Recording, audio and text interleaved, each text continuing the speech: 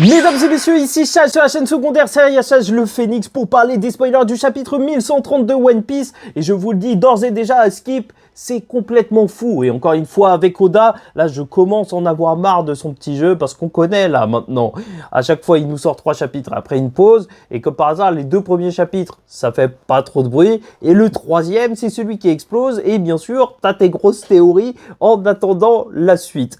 Enfin bref, bien sûr ce sont des spoils donc des informations à prendre avec des pincettes. Là, normalement, on avait Luffy émerveillé lors du précédent chapitre, le 1129. Donc un Luffy qui a peut-être vu Elbaf. Et c'est peut-être ça le sujet de ce chapitre. Et c'est pour ça que tout le monde est hype. Donc n'hésitez pas à liker ou disliker la vidéo, commenter, donner votre avis en commentaire et vous abonner si vous n'êtes pas encore abonné. Et aussi, grosse information, il y aura 2 semaines de pause normalement après ce chapitre, étant donné que One Piece part en pause aussi pour Oda, bien sûr. Mais en plus, il va y avoir un changement au niveau du magazine. On en reparlera en détail sur la chaîne principale concernant One Piece et ce serait normalement pour le meilleur. Donc, commençons tout de suite. Purée, le titre du chapitre est Le Prince Maudit. Ça y est. Ça y est, on y est. Elbaf. On voit le reste de l'équipage du chapeau de paille se diriger vers Elbaf. Ok, ouais, vraiment, ça y est, c'est clair. Nous voyons dans le journal des informations selon lesquelles Luffy a tué Vegapunk et a détruit Egghead avec l'aide des géants. En vrai, rien que ça, les gars. Rien que ça.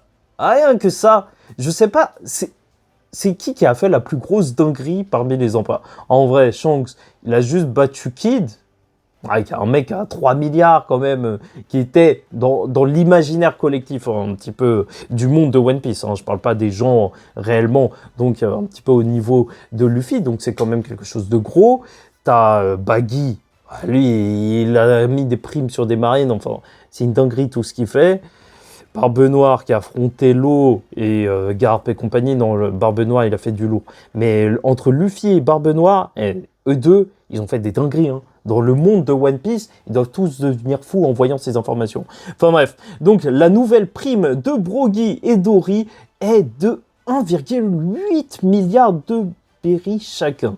Ok, c'est des grosses primes. Hein. C'est vraiment des grosses primes.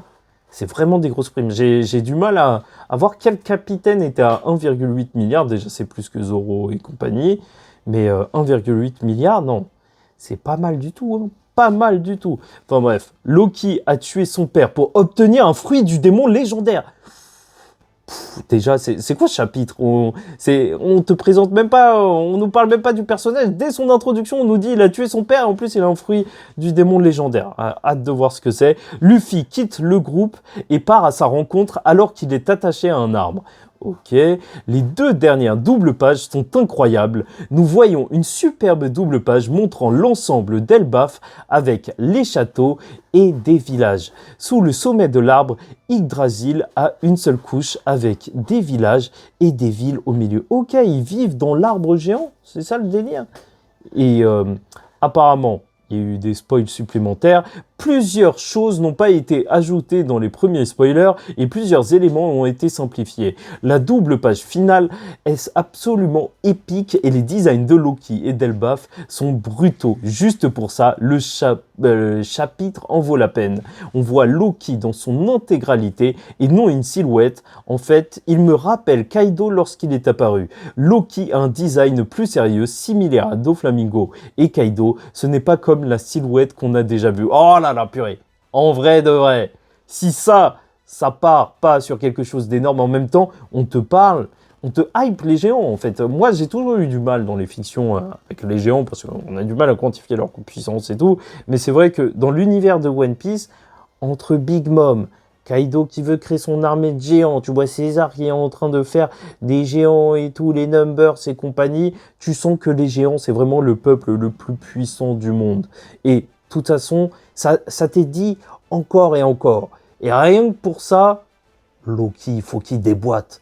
Loki, là je l'attends au tournant, je sais pas pour vous, mais je suis très hype. Là tout de suite, Oda, c'est vrai que les derniers chapitres, voilà, c'était calme et tout, un petit peu d'aventure, ça fait plaisir, mais là, ça pue, ça sent très bon. Enfin voilà, je me contredis, mais vous comprenez ce que je veux dire. J'ai très hâte de voir ce Loki. Voilà, est-ce qu'il va être digne d'un incroyable antagoniste de One Piece?